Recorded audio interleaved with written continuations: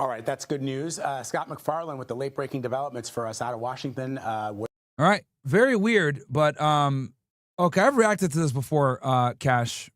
So here, I've reacted to this before, but I guess we got a lot of new viewers here. Here, let me pull this up for you guys real quick. What Cash sent in. So this is what he's referencing. So I guess we'll stay tuned to see what happens with this FBI case. But this is what he's talking about. So this girl. I'm sick of this shit. I better pay attention to me tonight. I'm so fucking. Okay, let me turn the volume up for you guys.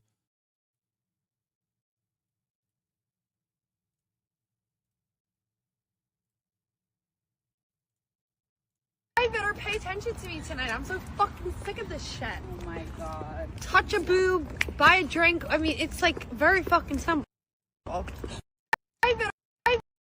So as you guys can see, this woman wearing all this orange. This is from a few months ago. I reacted to this before, but we can cover it again just to get it through your guys' heads about what you guys are up against when it comes to the sexual marketplace. I better pay attention to me tonight. I'm so fucking sick of this shit. Oh my god. Touch a boob, buy a drink. I mean, it's like very fucking simple. I better pay. Yeah, so as you guys can see here, clearly this is a woman that's past her prime. If I had to put an age on her, she's probably in her late 20s, early 30s.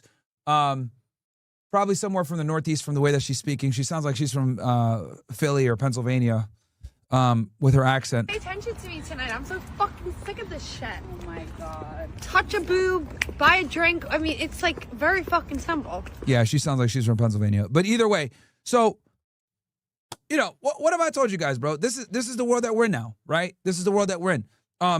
Women don't really mature until they stop getting attention from the opposite gender. And this perfectly represents that once again. And the thing with women, right, that kind of sucks for them is they don't realize they fucked up until it's too late. At least with us, like we constantly have reminders as to why we're losers. Women don't have that. So what ends up happening, and it's actually, I would argue, even worse for them because since there's nothing to tell them that they're losers or they're fucking up or they're being stupid or whatever, they go through life completely unaware and oblivious to what needs to be done to get wifed up because they think, pursue an education, make money, become successful, dress provocatively, put myself out there on the internet, date as many men as I can, exercise our program to the highest degree. They think that this is like a viable sexual strategy to get the man that they want. But the problem is that doesn't work. And by the time they wake up and they're in their late 20s or early 30s, it's like too damn late. They've pissed away a lot of their value. And not only have they pissed away a lot of their value, but they've picked up really bad traits and habits from all these years of being single and being enabled. It's that simple, guys, really, what it comes down to. And I predict there's going to be far more women that have this level of frustration where they're having a hard time getting men to approach them, date them, take them seriously outside of casual sex. And this is the society we're headed towards. And honestly, women have no one to blame but themselves, realistically speaking. Feminism did this because feminism removed the shackles of shame, right? Feminism basically came in and told women, you can do whatever you want. Don't let no fucking man shame you. And that's why we're in the problem. That's why we have the issues that we have today is because we don't shame women for their bad decisions anymore, right? So it's going to get worse. It's only going to get worse, guys, from this point forward, honestly speaking. When it comes to relationships, marriage, birth rates, etc., only going to get worse. That's the predicament that we're in now in modern society. And this is why I tell you guys, you got to adapt to the new normal and understand that women, number one, don't like most men. Number two, a lot of them don't qualify as good long-term girlfriends. Number three, they're not taught and or encouraged to do what will get them a man. And that's where we are. That's where we are. Most women look at you guys as annoying-ass mosquitoes, if we're going to be honest. Like, think about it. We got what? How much?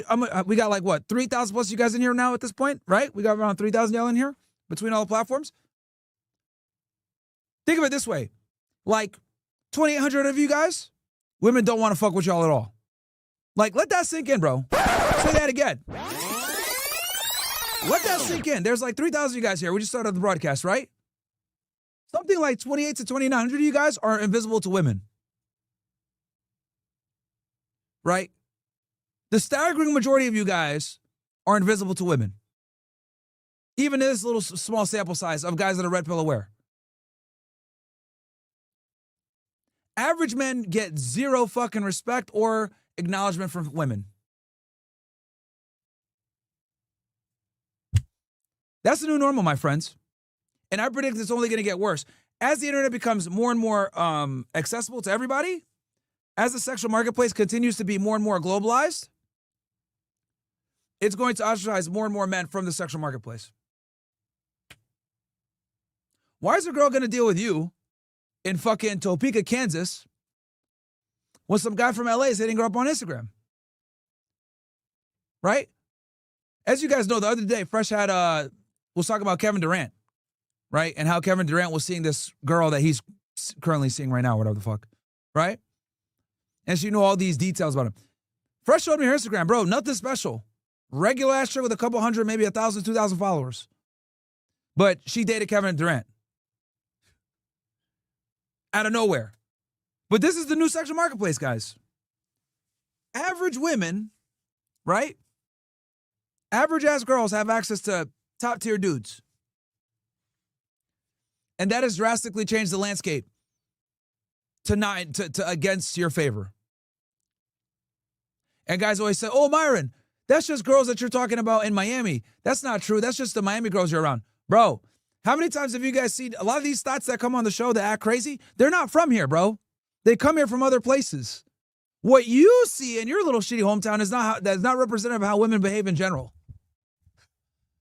You know, you guys are over here thinking like, oh, she's not like that. She's a good girl from my small town. Bro, you don't know what she does behind closed doors. Why do they women love to travel so much? You ever thought about that shit? Why do women like traveling so much? I'll tell you why. Because they don't fucking pay for it. Bro, I hate traveling. Shit's trash. Fucking, you know, seats are all tight. Even if you fly first class, they're fucking, you know, nickel and diming you. Right? Traveling starts to instantly suck when you pay for it yourself. Oh, you're telling me I'm paying to fucking be uncomfortable on this fucking long-ass flight? This shit fucking sucks. Oh, you're telling me I'm paying to stay in this fucking hotel? Fuck that. I fucking hate traveling. Right? But for some odd reason, every bitch loves traveling. You ever thought about that? Because they don't pay for it, bro. That's simple. Shit's always fun when you ain't footing the bill. You know? Oh, I love this restaurant. Really? You wouldn't love it if you knew how much that shit cost. Why does every bitch like fine dining? You ever thought about that? Why does every chick like fine dining? I'll tell you why, because they don't fucking pay. They can sit there and actually enjoy the taste of the food. Meanwhile, you're sitting there fucking chomping away, figuring out if $1,000 for this steak was worth it. You know? That's the reality. That's the fucking reality. Women enjoy all this luxurious shit because they don't fucking pay for it. When you start paying for this shit, you start realizing, damn, this shit's a scam. Like, how is it that I'm like one of the few people that says luxury cars, fine dining, luxury in general, 9 out of 10 times is fucking bullshit, bro. Like, if it doesn't serve a security purpose, why the fuck do you have it? Right?